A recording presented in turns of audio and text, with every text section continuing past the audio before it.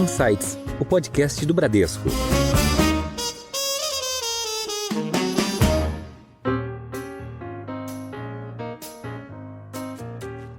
Se ainda a gente ficar abaixo, mas na média dos últimos 6 anos, a gente está falando num fluxo para o Brasil de por volta de 25 bilhões de dólares. Então ainda existe um espaço para você ter bem relevante, sim. Uma entrada de recursos relevante.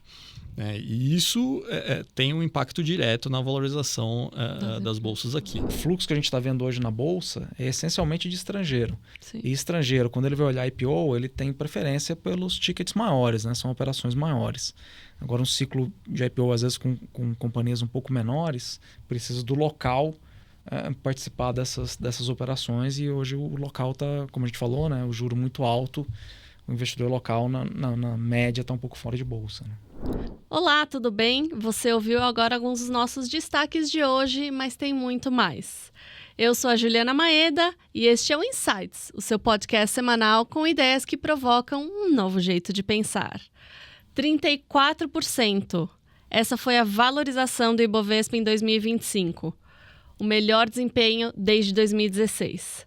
Ao longo do ano, o índice renovou 32 máximas, mesmo em meio a períodos de volatilidade.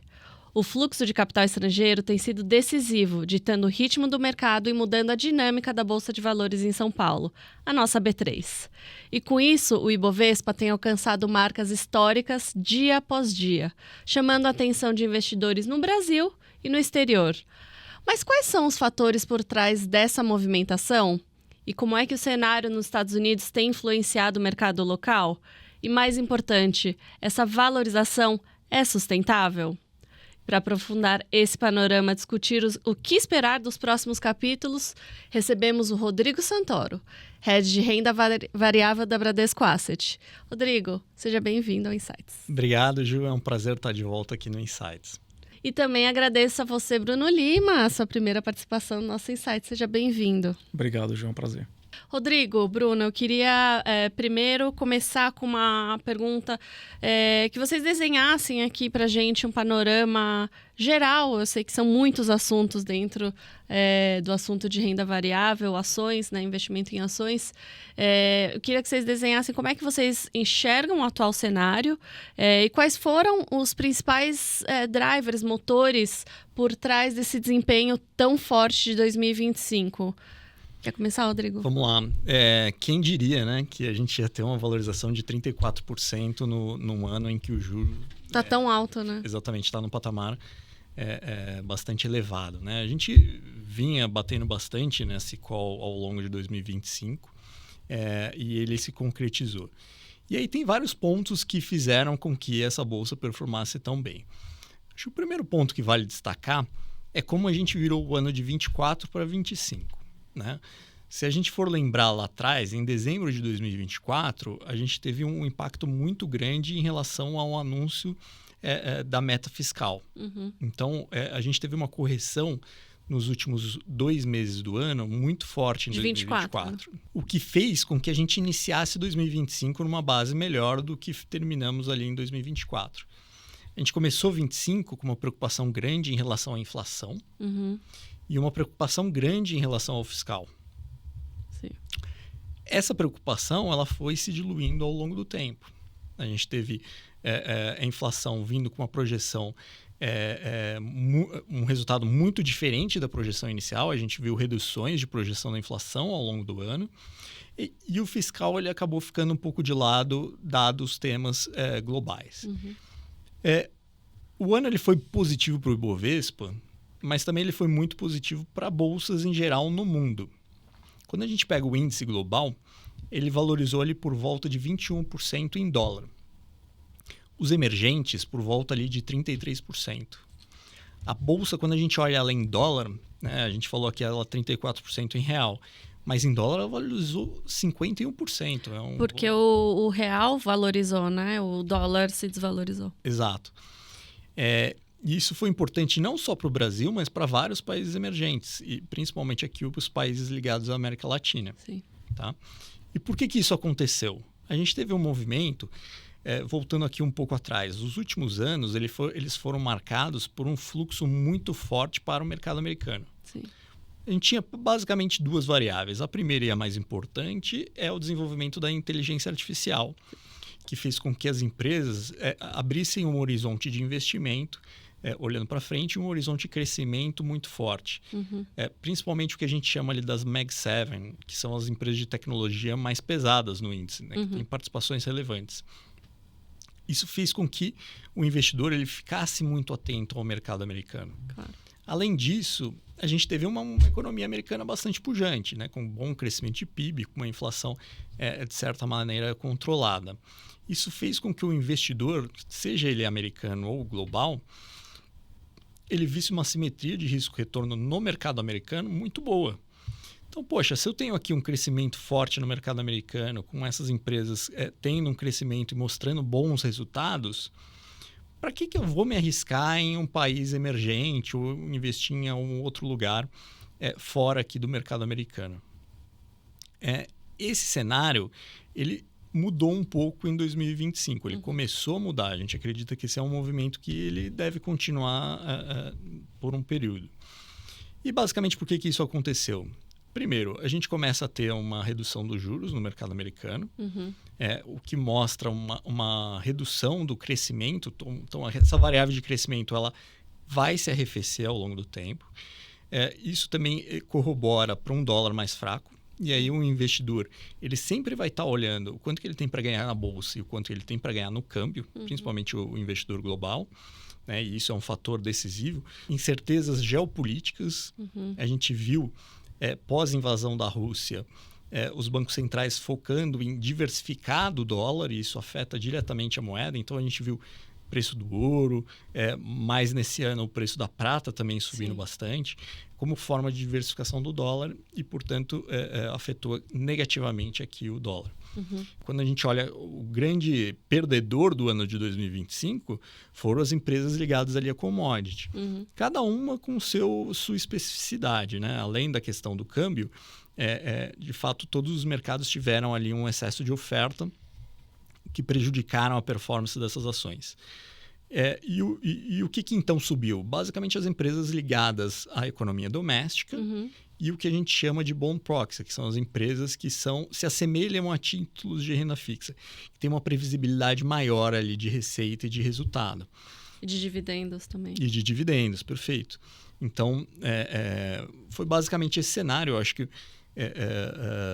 o investidor ele foi ponderando cada vez mais ao longo do ano esse cenário externo, mas também partimos de uma base muito fraca na virada do ano. E tem, acho que, um ponto que, se eu puder adicionar, acho que tem uma mudança, talvez, de mindset dos investidores estrangeiros também, em que mercados emergentes não é só China, né? Sem dúvida. Então, a China passou por vários períodos aí de muita volatilidade, né? Por questões internas e alguns setores que arrastaram para baixo, né? Sem dúvida. O mercado chinês. E a China, né, quando a gente olha mercados emergentes, virou um palavrão para o investidor estrangeiro nos últimos anos. Apesar de ter um peso muito grande ainda, né? Exato. No índice, mas... A gente viu uma nova categoria, né, que é o emergente sem China. Ex-China, né? Que cresceu muito nos últimos anos. E isso também aconteceu em 2025, né? O mercado ele ficou um pouco menos preocupado com essa relação com a China. A gente parte também de uma incerteza grande da política comercial que foi se diluindo ao longo de 2025. E o Brasil, ele virou uma alternativa. Não só o Brasil, mas o mercado de América Latina virou uma alternativa. A gente não tem Rússia, não tem como investir em Rússia. China tem toda essa questão que a gente mencionou anteriormente. E o Brasil, ele desponta ali como uma opção junto com outros países da América Latina.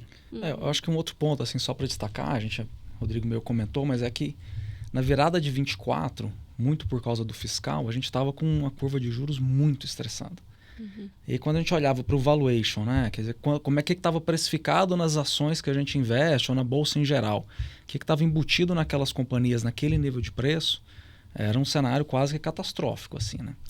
E geralmente essa é uma hora boa de você investir, porque mesmo que não se configure um cenário muito bom, e a gente viu isso para o Brasil, né? Que em 2025 o Brasil especificamente teve um cenário excelente, não é esse o ponto.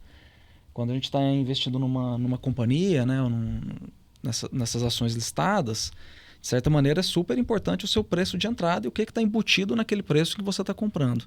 Ali no final de 24, né, por essa questão fiscal, eu estava com juro muito estressado, juro de longo prazo muito estressado. Então, o custo de capital, né, que é basicamente quanto que você exige de retorno nas companhias, estava altíssimo. E à medida que o tempo foi passando, o cenário foi, não é que o cenário melhorou demais, mas foi tirando algumas nuvens, aí você vai cristalizando o valor das empresas. Né? Tem algum setor, Bruno, que o Rodrigo já comentou, vocês dois comentaram sobre valuation. Eu entendo que ainda existe um desconto na avaliação, né, no nível de valuation da Bolsa, mas tem algum setor que você prefira hoje? Na verdade, como o Rodrigo comentou, assim, a oportunidade que a gente via há 12 meses atrás, hoje ela é bem menor de maneira espalhada na Bolsa. Né? Antes, assim, a gente olhava para quase qualquer empresa, a gente fazia alguma conta com um cenário bem conservador e a gente achava valor nas companhias. Uhum. A gente já não vê isso mais de maneira assim tão simples, tão fácil. Né? Isso já... Então, de certa maneira, esse dinheiro mais óbvio, ali, mais fácil, acho que ele já foi capturado com essa alta dos últimos 12 meses. Indo para os setores, e aí também, assim, obviamente, o que a gente tem fundos aqui que já tem histórico longo, assim, sempre que a gente investe, mais importante ainda do que tentar imaginar onde tem uma oportunidade muito grande de curto prazo, é de fato ver o negócio, ver a companhia melhorando ao longo do tempo.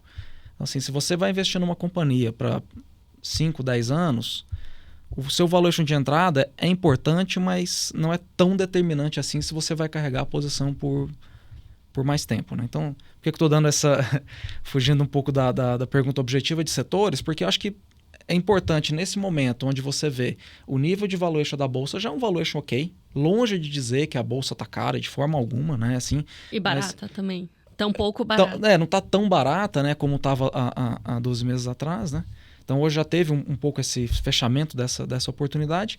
Quando a gente olha agora, você tem que de fato agora botar ficha naquelas companhias, naqueles setores que você enxerga a oportunidade do ponto de vista operacional da empresa. Uhum. Então, assim, tem alguns setores, né, algumas empresas que a gente olha e a gente verifica bastante oportunidade. O principal que a gente mais gosta de olhar é a capacidade da empresa crescer alocando capital num bom retorno. Então, assim, sim, a gente vê alguns setores. Esses setores, né, essa grande classe que o Rodrigo chamou de bond proxy, onde a gente tem setor elétrico, as empresas de shoppings, concessões rodoviárias, é um setor que a gente gostava há 12 meses atrás, onde, como o Rodrigo comentou, estava muito, muito barato. Hoje já não está tão barato, mas a gente ainda vê boas oportunidades, basicamente porque os negócios são bons. Então, assim, o valuation não é tão gritante como era 12 meses atrás, né? Então, para ter uma base de comparação, o Rodrigo falou, né, de TIRs que a gente via retorno real de 15% ao ano, hoje já está mais perto de 10%. Ainda é muito bom. Ainda é muito bom, né? A gente está falando de retorno real. Obviamente não é tão bom quanto era um ano atrás. E além disso, assim, várias dessas empresas têm oportunidade de crescimento. Então, geralmente essa conta que a gente faz de TIR é com base nos ativos que a empresa tem hoje. Uhum. Então, nesse segmento, acho que tem bastante oportunidade ainda. Né? Mesmo com a Bolsa sendo tão concentrada em financeiro e commodities, que é muito sensível a fatores externos, ainda a gente encontra essas oportunidades. Né? E esse é um bom ponto, porque a gente iniciou aqui o ano de 2026 também com uma performance muito forte da Bolsa. Né? Grande parte explicada pela essa entrada de recursos de investidor estrangeiro. Quando a gente olha aqui 2026... a gente teve por volta de 25 bilhões de reais de entrada, né, em janeiro aqui de estrangeiros. Se a gente coloca a parte do à vista mais o futuro, a gente está falando algo próximo de 31 bilhões de reais, que é um montante bastante importante, principalmente comparado com os últimos anos. E como é que esse estrangeiro ele entra num primeiro momento? Ele entra via veículos passivos, né, os ETFs.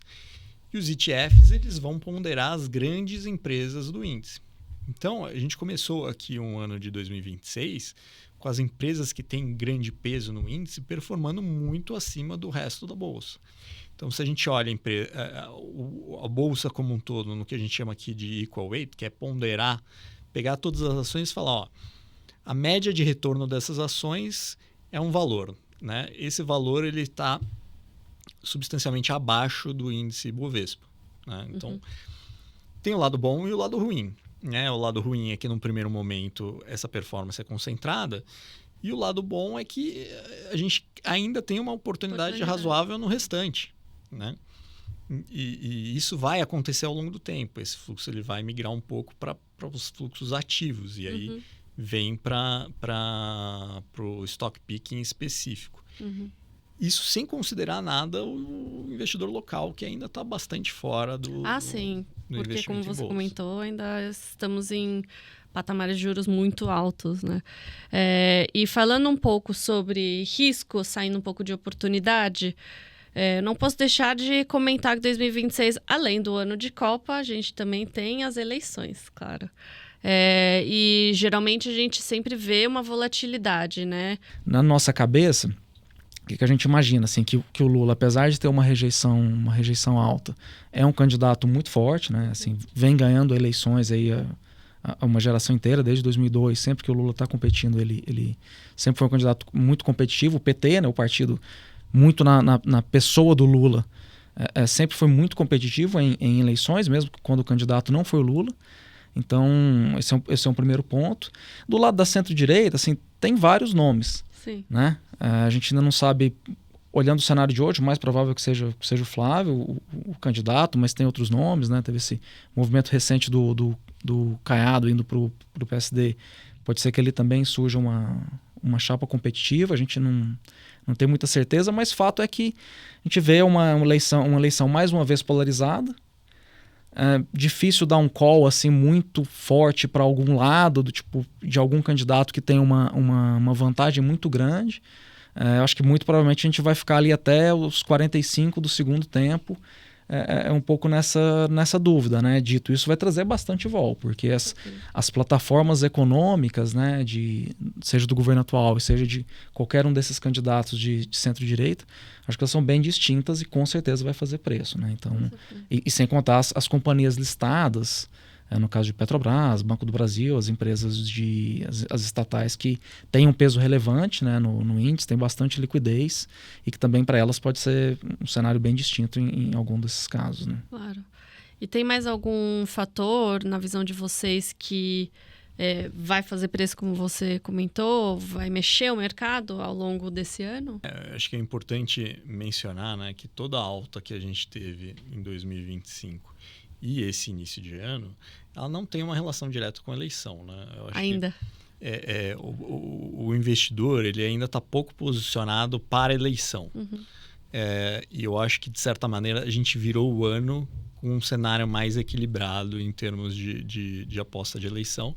Eu acho que, de certa maneira, uma probabilidade maior da continuidade do atual governo. Né? Primeiro, a gente não falou aqui, mas a gente entra num cenário de queda de juros.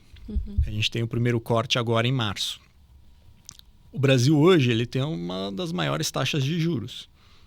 Mas ela também tem o Brasil tem o maior delta de corte de juros no mundo.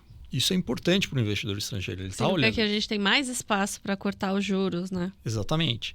Então vai ser um dos países que mais vai ter corte de juros, né, a princípio.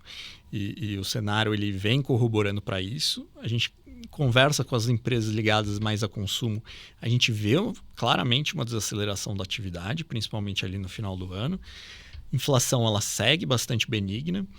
A parte ali de reservatórios, que é tão importante para o preço de energia, a gente vê um cenário que aparentemente está controlado, né? Apesar de favorecer preço de energia, preços altos de energia, a gente acredita que é um cenário controlado.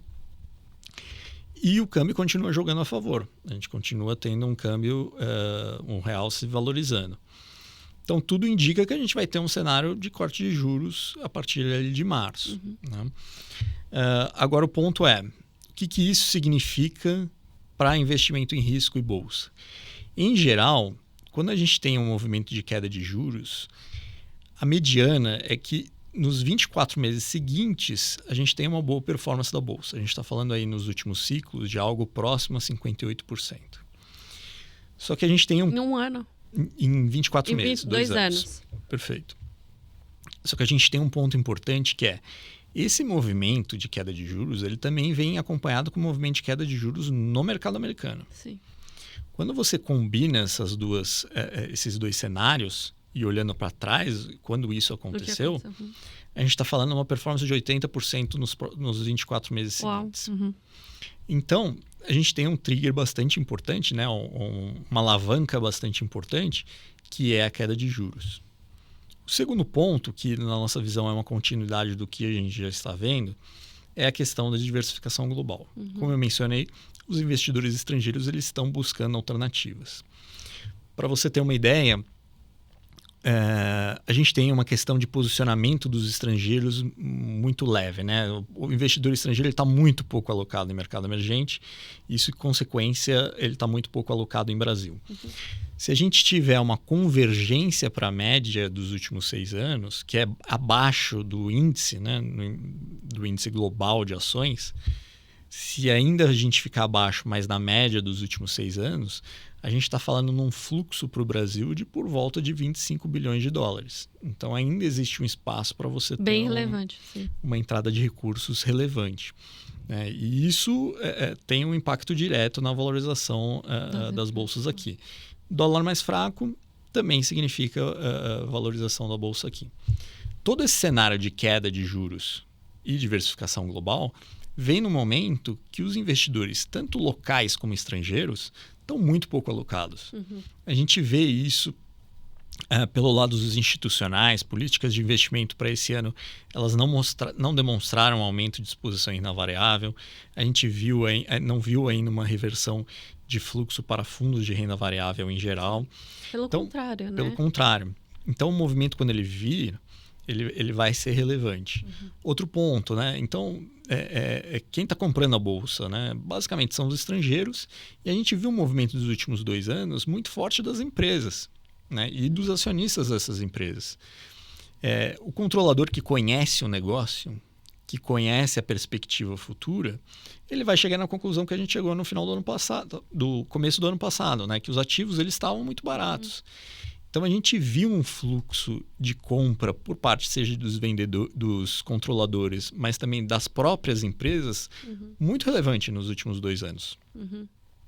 Isso faz com que a gente comece a ter uma redução do que a gente chama de free float, que é basicamente as disponibilidades, a quantidade disponível. A gente também teve uma redução importante de ações listadas. A gente teve muita empresa fechando capital, muita empresa sendo adquirida, muitas fusões entre as empresas listadas. Então, as opções elas se reduziram ao longo de 2024 e 2025. Né? Isso também é um fator importante. Então, temos aqui 2 triggers, né? 2 alavancas que basicamente são queda de juros e diversificação global, num cenário onde a gente tem pouca alocação e um valuation que ainda é bastante decente, que na nossa visão ainda existe um espaço para valorização. Ótimo. E falando sobre empresas, então a gente já desenhou um pano de fundo de oportunidades, riscos, né? Falamos bastante sobre as eleições e o que pode trazer mais valorização e até volatilidade para a Bolsa. Mas falando agora no micro e olhando para a saúde financeira das empresas, a gente ainda tem taxa de juros muito alta, que é muito bom para investir em renda fixa, mas para as empresas pode se tornar um desafio também. Como é que as empresas estão e como é que elas estão encarando esse cenário de muitas incertezas políticas também? Não só no Brasil, mas também no mundo, com, enfim, algumas incertezas com relação a políticas externas, né, até com os Estados Unidos. Legal.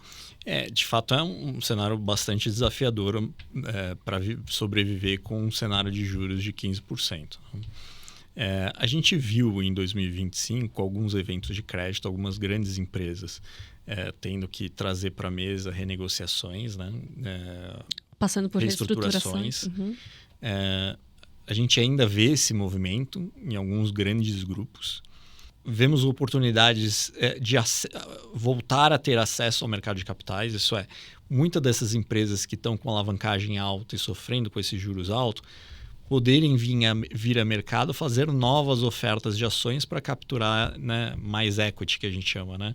Fazer novas emissões de ações. A gente vê o mercado aberto e vê possibilidades aqui acontecendo. A gente teve algumas operações aí ao longo dos últimos meses, não necessariamente de empresas que estavam nessa situação que eu mencionei, mas a gente começa a ver o mercado se abrindo para esse tipo de operação.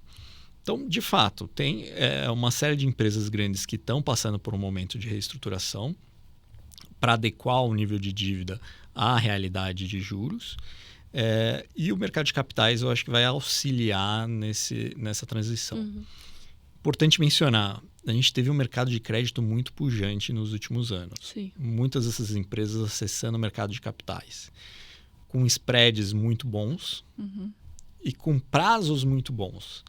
Então, o perfil da dívida dessas companhias, ele tá muito melhor do que já foi no passado. Eles conseguiram alongar bastante o pagamento, né, a amortização dessas dívidas. O que também ajuda muito nesse cenário e nessa espera pela queda de juros. Eu acho que só complementar, assim, sob a nossa ótica como investidor em ações, às vezes isso até é uma oportunidade, né? Sim. Porque às vezes as empresas precisam de recursos.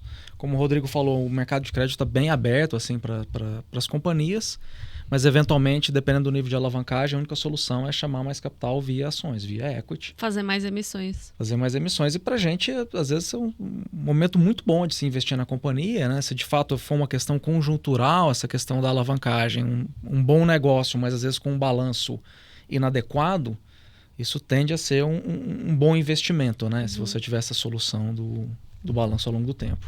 E também tem outra oportunidade relevante, que é o seguinte. Boa parte das empresas listadas tem uma posição de balanço muito melhor do que as empresas não listadas e menores. Isso faz com que a gente tenha uma consolidação natural de alguns mercados. Né? Essas empresas elas consigam ganhar share num cenário como esse. Porque a gente começa a ver muitas empresas não listadas tendo mais problemas do que as empresas listadas. Por conta de alavancagem mais alta. Alavancagem mais alta, incapacidade de investimento e assim por diante. Até o spread de crédito, né? O spread de crédito que a Os gente... juros que elas pagam é muito mais alto que os juros que as empresas listadas pagam no acesso. Elas não fazem emissões, né? Exatamente. E a gente também vê oportunidades em alguns setores que grandes concorrentes estão com alavancagem alta. Porque num cenário como esse, essas empresas elas vão ter uma disciplina de preço, né, de precificação dos seus produtos, de crescimento, de agressividade comercial, muito maior do que num cenário de baixa alavancagem. Então, a gente também vê oportunidade em algumas empresas que estão bem posicionadas que competem com essas empresas que estão com uma certa dificuldade. Falando então sobre isso, talvez essa seja uma pergunta que vocês não tenham uma resposta tão exata, mas vocês acham que em algum momento a gente volta à nossa onda de IPOs que a gente viu há muitos anos atrás? A gente está louco para isso acontecer. Mas assim, o que acontece? A gente começa a ver algumas movimentações de algumas boas empresas vindo ao mercado. Algumas operações não no mercado brasileiro, no mercado americano. Provavelmente aí nos próximos meses a gente deve ter novas operações aí sim no mercado brasileiro. Então a gente começa a ver uma movimentação que abre espaço aqui para o mercado de IPOs. Ainda é cedo para afirmar que a gente vai voltar a ter um movimento que a gente teve lá atrás. Eu acho que dificilmente isso vai chegar tão rápido, né? A gente teve uma onda muito intensa. 20 anos atrás, né? Não, até menos do que isso. Em 2020, 2021, também a gente teve uma um onda. fluxo muito grande. Assim, era algo que nos onerava, né? A gente tinha que selecionar as empresas que a gente achava que tinha potencial para aprofundar aqui a nossa análise, enfim. Não acho que a gente vai voltar para 2020 e 2021. Mas a gente começa a ver uns sinais que favorecem a abertura de capital. Não só aqui, como no mundo. Né? No mercado americano, a gente também teve uma seca. Né? Uma seca de IPOs. E a gente começa a ver isso mudando, principalmente agora nesse início de ano. A gente teve a listagem do PicPay em janeiro, que é uma empresa brasileira, mas foi listada lá fora. A gente está no processo de listagem do Agibank, que é uma outra fintech também no mercado americano. E a gente começa a ver algumas oportunidades sendo discutidas no mercado brasileiro, né, que são boas empresas que a gente acha que tem o potencial de conseguirem ser listadas. Mas eu acho que um ciclo mais pungente depende também muito do nível de juros, né? Assim, a política sim. monetária bate muito aí, né? Tanto que a gente olha esse Foi o ciclo... que aconteceu em 2020. Foi o que aconteceu em 2021, né? Se não à toa, as empresas, de certa maneira, olharam e falaram, pô, aqui tem um acesso a capital barato, porque o juro estava muito baixo, nível de valuation da bolsa também muito lá em cima, né? Então, acho que a política monetária é super importante aí, né? Também para ter essa retomada dos IPOs. Porque, como o Rodrigo comentou antes, o fluxo que a gente está vendo hoje na bolsa é essencialmente de estrangeiro. Sim. E estrangeiro, quando ele vai olhar IPO, ele tem preferência pelos tickets maiores, né? São operações maiores. Agora, um ciclo de IPO, às vezes com companhias um pouco menores, precisa do local participar dessas operações. E hoje o local está, como a gente falou, né? O juro muito alto. O investidor local, na média, está um pouco fora de bolsa, né? E também tem a questão de a gente conseguir enxergar outras oportunidades, não só em ações, mas em fundos imobiliários, em ETFs, que são os fundos passivos listados em bolsa, os fundos que seguem os índices, né? E as BDRs, que são os Brazilian Depositary Receipts, que são os recibos de empresas estrangeiras que são listados no Brasil, e outros tantos instrumentos na bolsa. E o que vocês acham que é o papel, talvez também adicionando o papel das ações e desses outros instrumentos no portfólio dos brasileiros, e quando que, além dos juros cair, quando que vocês acham que a gente realmente vai ver um posicionamento estrutural relevante de bolsa nas carteiras dos investidores brasileiros, das pessoas físicas principalmente? Eu acho que a gente pode começar do final, né? Que é, para a gente ter uma movimentação dos investidores para a renda variável, eles precisam ter uma visibilidade de que os retornos eles vão ser acima da renda fixa. E hoje o retorno da renda fixa está bastante atrativo, né? A gente tem um nível de juro real relevante. Então, tudo isso para dizer que, primeiro, a gente precisa ter um movimento de queda de juros. O investidor entender que, de fato, a gente vai ter para frente retornos na renda fixa menores do que a gente teve nos últimos 24 meses. Então, de fato, a gente tem que ver esse movimento. Eu acho que o fato da Bolsa ter performado muito bem nos últimos 12 meses... só para dar um exemplo, a gente tem produtos aqui nossos que estão subindo 62% nos últimos 12 meses, que é uma valorização expressiva. O investidor ele começa a entender que tudo aquilo que a gente vinha falando de valuation, de cenário global, ele, de fato, ele vem se concretizando. Indo para outros ativos. Parte de fundo imobiliário, a gente segue vendo algumas boas oportunidades. Na nossa visão, as oportunidades elas estão mais concentradas no que a gente chama dos fundos de tijolo, né, que são os fundos que têm ativos reais. O mercado de escritório bastante pujante, com uma demanda que supera ali a oferta, principalmente em regiões específicas. É claro que a gente sempre vai ter exceção de algumas regiões mais distantes que tem ali uma dinâmica de oferta e demanda pior. Mas a gente vê ali uma dinâmica de oferta e demanda que deve trazer reajustes bastante positivos, olhando ali para frente. Ativos que são listados, que têm um desconto substancial em relação ao seu valor de mercado, de fato. Isso a gente captura por transações recentes no mercado privado. Tá. Então, quando a gente compara transações do mercado privado versus alguns ativos listados, a gente vê uma discrepância muito grande. Mercado de galpões, principalmente nos raios mais próximos, né, próximos aos centros, também uma demanda que supera muito a oferta. Então, a gente está vendo uma série de reajustes de aluguéis que favorecem esse investimento e também ativos bastante subvalorizados, né? Então, nessa parte de fundo imobiliário, a gente continua vendo oportunidade, principalmente nesses ativos reais. Na parte de BDR, né, que envolve ali, eu vou generalizar aqui para investimento fora do Brasil, né, investimento estrangeiro, principalmente ali mercado americano, que é o relevante. Na nossa visão, é um veículo que compõe muito bem dentro do portfólio do cliente, porque ele tem uma correlação muitas vezes negativa com a performance dos ativos aqui no Brasil. Né? Nem sempre isso é verdade, mas muitas vezes isso é verdade. E é importante dentro da diversificação do portfólio do cliente.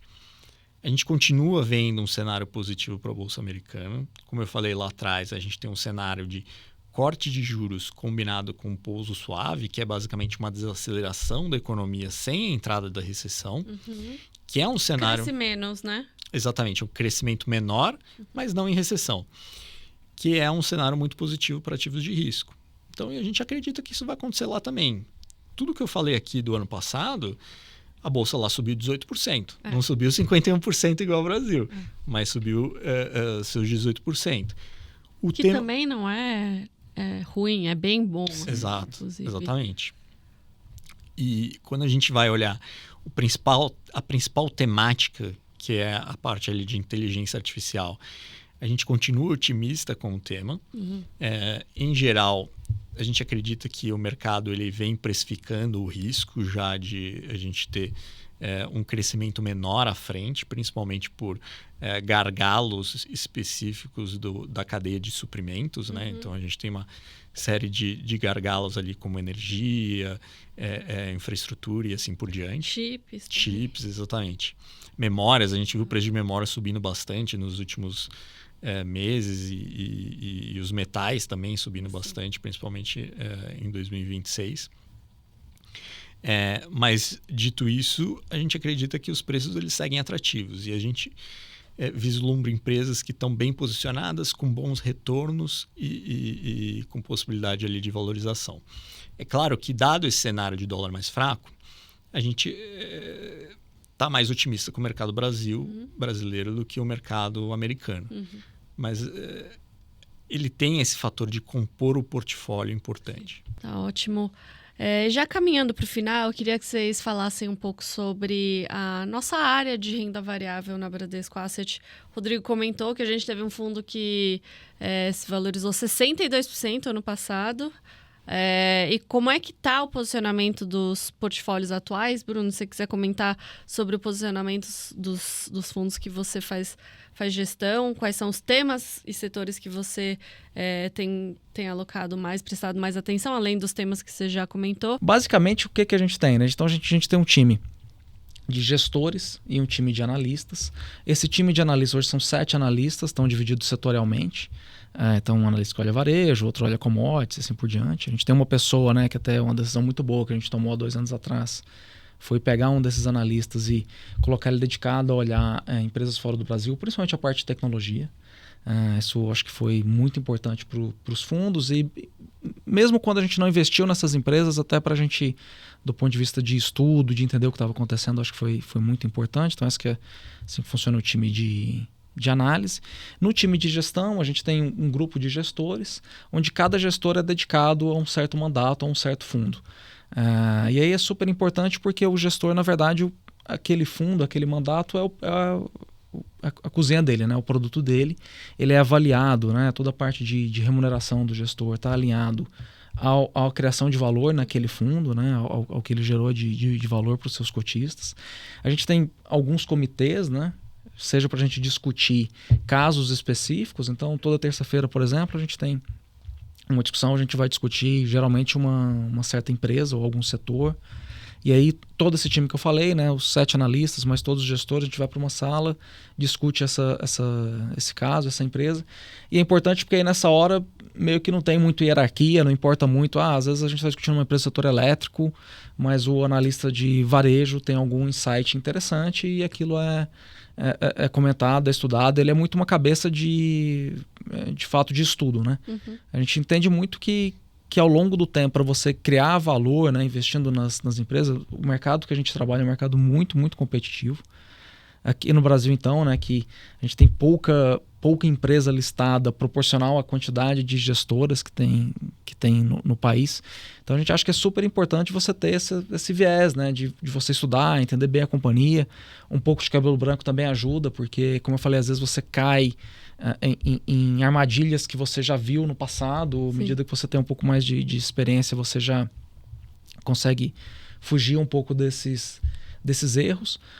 E eu acho que é super importante essa parte, né? Esse livro aberto, assim, onde todo mundo pode dar os seus palpites.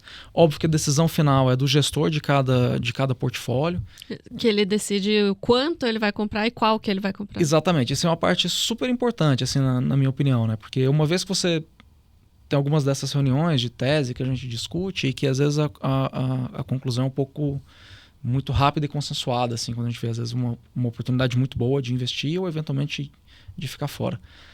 Mas uma vez que você decidir, beleza, faz sentido eu investir isso no meu portfólio, o tamanho da posição é super importante, né? E como que essa posição vai compor com outras posições que você tem no portfólio. Então é por isso que a gente aqui dá muito valor para essa independência entre os diferentes gestores. E eu acho que vale mencionar, o Bruno comentou dos mandatos. Cada fundo tem a sua característica. Então, a gente vai ter os fundos temáticos que o Bruno faz gestão. Ele vai ter lá ali o fundo de dividendos. Ele vai ter o fundo Small Caps. A gente vai ter o nosso fundo Long and Short, que faz compra e venda, né? Ele pode ficar comprado e vendido em ações, né? Muitas vezes a gente tem um caso que funciona para um fundo que talvez não funcione para o outro, né? Quando o investidor ele investe num fundo de ações, ele está indiretamente virando sócio de empresas. Sim. Que são basicamente negócios. Então, poxa, nosso grande objetivo lá é selecionar bons negócios. Uhum. E como é que a gente faz isso? Basicamente, a gente vai olhar algumas características. A gente vai entender como é que é a alocação de capital dessa companhia. Uhum. Ela tem entregado retornos nessa alocação de capital? Quais são as vantagens competitivas dessa companhia? Como é que ela está posicionada no mercado? Quais são as oportunidades de crescimento? Uhum. E muitas vezes a empresa ela tem um retorno elevado, mas ele é sustentável ao longo prazo? Como é que é o management dessa companhia? Qual que é o track record? As equipes, né? Exatamente. Vocês são muito próximos, né? As equipes. Ótimo ponto. A gente tem um contato muito grande com o CEO das empresas, CFOs. O trabalho de campo ele é muito relevante nessa análise qualitativa e fundamentalista que eu comentei anteriormente. Então, poxa, se eu só ouvir o CEO ou a empresa, eu vou estar totalmente enviesado. Eu preciso buscar outras fontes de informação. Como é que a gente faz isso? A gente tem um trabalho de campo grande, que é visitar concorrente. Visitam mesmo, porque eu sempre ouço os analistas falando das visitas deles, que eles foram nas fazendas, nas usinas, etc. Exato. A gente, o analista de commodities vai para a China entender a dinâmica de oferta e demanda da commodity. Isso é importante, ele está lá. E um pouco fora do padrão, né? Que é, vou visitar a franquia, vou visitar o cliente, vou visitar... Concorrente. Vou tentar achar maneiras de ter dados alternativos que me ajudem a tomada de decisão, né? Então, vou monitorar ali preço de carro usado para companhias específicas e assim por diante. Então, dado isso, a gente vai selecionar os bons negócios bem geridos. Uhum. A partir daí, a gente vai entender, como é que é o preço da ação desse bom negócio listado? E quais são as assimetrias que existem ali? É claro, a gente tem uma série de processos para isso funcionar. Reuniões, discussões e assim por diante.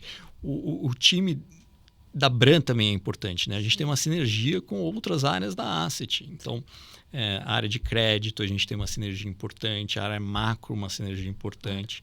O banco como um todo, uma sinergia importante. Que nos ajudam aí nesses inputs. Muito bom. E a gente agora está encerrando a nossa conversa e depois de muitos insights, a gente tem a tradição de pedir uma dica cultural. Acho que o Rodrigo vai achar que é a pergunta mais difícil da nossa conversa hoje, né? Eu tenho uma dica cultural também, faz tempo que eu não dou. Bruno, você quer começar? Então, não sei se alguém aqui já sugeriu o Chesterton, que é um escritor que eu gosto bastante. Ele é um escritor inglês. E ele tem até para fugir um pouco aqui da temática, né? A gente falou muito de mercado, assim, o Chesterton escreveu sobre várias coisas, nenhuma delas que eu saiba sobre mercado. Uhum. E ele tem uma produção bem vasta, assim, como eu falei, né?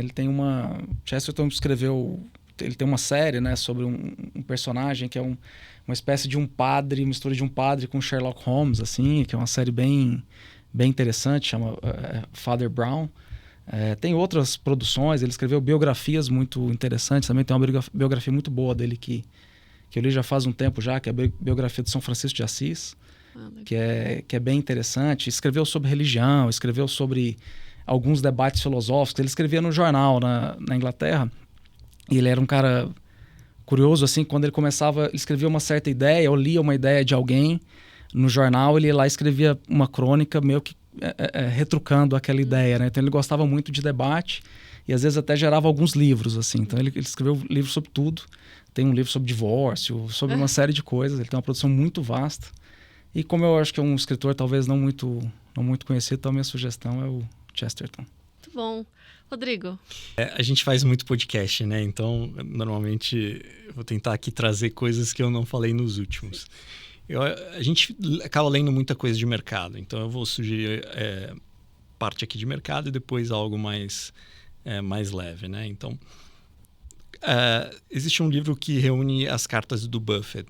Eu acho que é uma boa leitura, eu acho que resume bem a filosofia dele e traz bastante conhecimento para o dia a dia e não só em relação ao mercado, mas em relação a empresas em geral, né? Negócios. A série Market Wizards também para quem nunca leu e gosta de mercado financeiro, vale muito a pena. Ele basicamente vai entrevistar os traders que têm performance relevante no mercado americano. E aí entender, poxa, como é que é a história de cada um, como cada um ganha dinheiro, quais são as principais lições e assim por diante. Uhum. Do lado mais lazer, tem um filme que eu assisti não tão recente, mas é o Fórmula 1. Ah, sim. Que tá no Apple TV. Uhum. Putz, é muito legal. Muito legal. Quem gosta de Fórmula 1 tem que assistir. Não que eu goste tanto de Fórmula 1, mas é bem legal. Então vale a pena. Muito bom. E a minha dica hoje vai para os papais e mamães de crianças pequenas. Eu levei meu filho recentemente no Teatro da Bluey. E recomendo muito o Teatro da Bluey, acho que nem está mais em cartaz, mas se voltar vale muito a pena. E o desenho Bluey também, foi o desenho mais assistido, com maior audiência de streaming nos Estados Unidos em 2025 e 2024. O mais assistido, assim, no mundo inteiro também. Ele faz muito sucesso e é realmente uma lição ótima para os pais e para as crianças, não vicia, muito bom. E esse foi mais um episódio do Insights, o podcast do Bradesco, e eu tive o prazer de conversar com o Rodrigo Santoro, Head de Renda Variável do Bradesco, da Bradesco Asset. Muito obrigada, Rodrigo. Obrigado a você, já foi um prazer. E eu também agradeço você, Bruno Lima, gestor de fundos temáticos de renda variável da Bradesco Asset. Obrigada. Foi um prazer. Obrigado. Obrigado pelo papo. Foi muito bom, muito produtivo. E você pode conferir o Insights em vídeo no YouTube do Bradesco ou na sua plataforma de podcast preferida. Tchau, até o próximo!